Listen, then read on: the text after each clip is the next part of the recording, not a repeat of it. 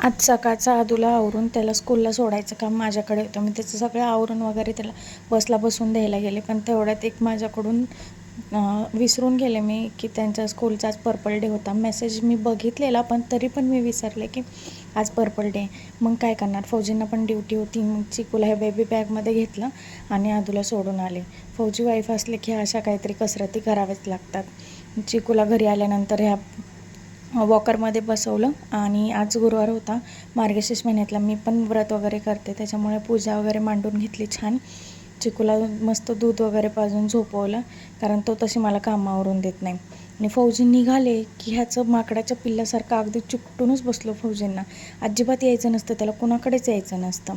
खरं तर मी आज लवकर जाऊन मंदिरात वगैरे जायचा प्लॅन होता, पण 2-3 दिवस झाला आमच्या इकडे सापांनी अक्षरशः धुडगूस घातला आहे. आज पण साप निघाला होता शेजारच्या क्वार्टरमध्ये, तिथेच आमचं गेला कितीतरी वेळ.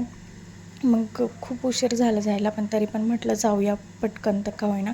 पार्कमध्ये गेलो, पण मुलांना खेळायला न्यावंच लागतं, कारण त्यांना खेळून आणलं की त्यांची एनर्जी जरा डाऊन होते.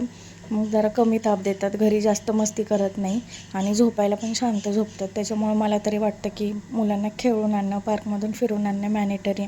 आज चांदू मामा खूप लवकर निघाले होते, 6:30 पावणे 7लाच आले होते. नंतर मंदिरात गेलो. मंदिरात गेलं तरी ह्यांची मस्ती काय थांबत नव्हती. चिकूला अगदी देवापाशी जायचं होतं.